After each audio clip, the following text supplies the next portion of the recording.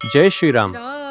मैं कृष्ण कुमार भोगल आपको आमंत्रित करता हूं एक ऐसी यात्रा पर जो केवल भौगोलिक नहीं बल्कि आत्मिक है। ये भूमि वो है जहां आदर्श, त्याग, प्रेम और मर्यादा ने अपने कदम रखे थे। ये वो जगह है जहां धरा पर देवता उतरे थे, जहां रामायण केवल एक कथा नहीं बल्कि हर पेड़, हर पत्ता, हर पत्थर में जीवित इतिहास है। ये है पंचवटी, नासिक, एक भूमि जो भक्ति की सौंधी मिट्टी से महकती है।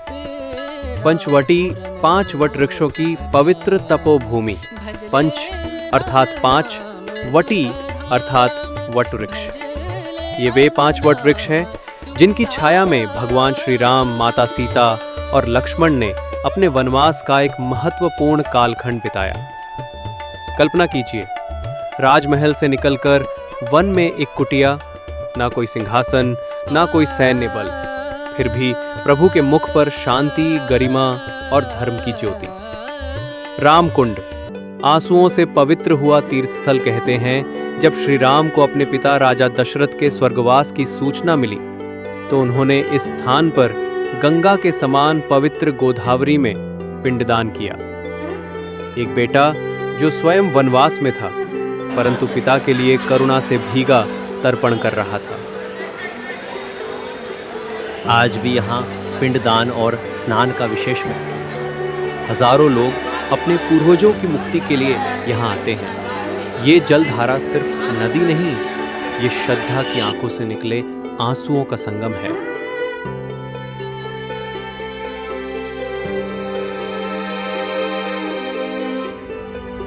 कपालेश्वर महादेव, मौन शिव का तीर। इस मंदिर में शिव विराजमान है, नंदी के बिना, क्योंकि कहते हैं यहाँ शिव ने स्वयं ध्यान लगाया था और नंदी को कहा, यहाँ कोई माध्यम नहीं, मैं स्वयं भक्तों को सुनूंगा। यह स्थान दर्शाता है कि जहाँ श्री राम हो वहाँ शिव स्वयं पास आकर विराजते हैं। सीता गुफा, मौन की भाषा बोलती गुफा, कितनी अद्भुत बात है। एक छोटी सी गुफा और उसमें आज भी माता सीता की मौन उपस्थिति महसूस होती है। यहाँ की हवा तक सुनती है उन दिनों की दास्तां जब एक नारी वन में रहकर भी धैर्य, पवित्रता और भक्ति की मिसाल बनी रही। यही वो स्थान है जहाँ से रावण ने उनका हरण किया। एक त्रासदी जो प्रेम, युद्ध और विजय का कारण बनी। पंचवटी नासिक की पवित्र भूमि पर स्थित है एक शांत और सरल मंदिर, गोराराम मंदिर। सफेद संगमरमर से बनी प्रभु श्री राम, माता सीता और लक्ष्मण की सुंदर मूर्तियां जैसे सीधे मन में उतर जाती हैं। इस मंदिर का नाम गोराराम इसलिए पड़ा क्योंकि यहाँ श्री राम जी का रूप एकदम गोरा, उज्जवल और शांत है।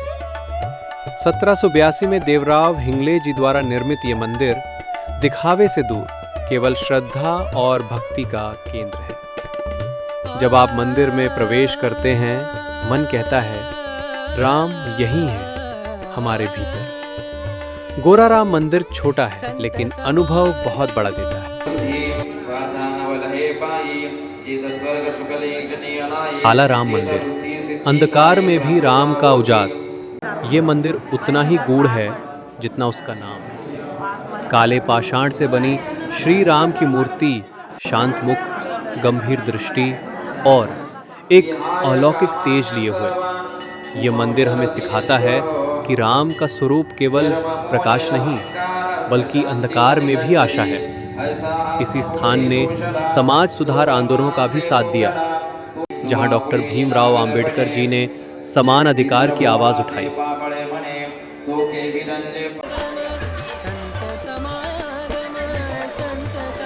गोदावरी नदी, भावनाओं की धार। गोदावरी नदी को केवल दक्षिण की गंगा कहना शायद छोटा होगा। ये नदी धर्म, करुणा और भक्ति का प्रवाह है। सुबह के समय जब सूरज की किरणें जल की लहरों से टकराती हैं तो लगता है जैसे देवताओं ने स्वयं दीप दान कर दिया हो। जटायु की वीर गति। धर्म का अंतिम प्रहरी एक पक्षी, पर उसकी उड़ान स्वाभिमान की सबसे ऊंची उड़ान थी। रावण से अकेले भिड़ जाना और सीता माता की रक्षा में प्राण देना, यही था जटायु का धर्म। जब श्री राम को जटायु मिले घायल अंतिम सांसों में, तो उनके आंसू रुक नहीं पाए। उन्होंने कहा, तुमने जो किया वो कोई राजा भी न कर पाता। श्री राम ने स्वयं उनका अंतिम संस्कार किया। ऐसा सम्मान इस सृष्टि में किसी को नहीं मिला।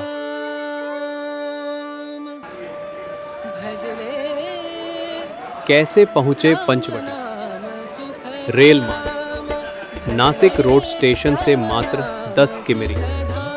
सड़क मार्ग। मुंबई, पुणे, औरंगाबाद से बस या टैक्सी। हवाई मार्ग।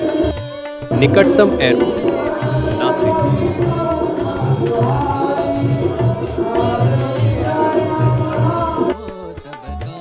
पंचवटी क्यों जाएं? क्यों आए पंचवटी?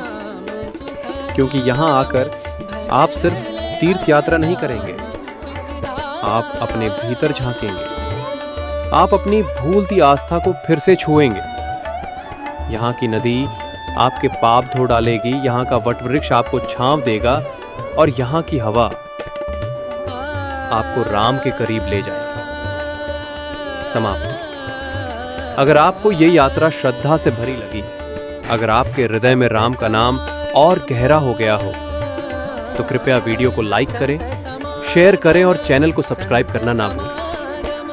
मैं कृष्ण कुमार भोगल जल्द मिलूंगा आपको किसी और पवित्र धाम।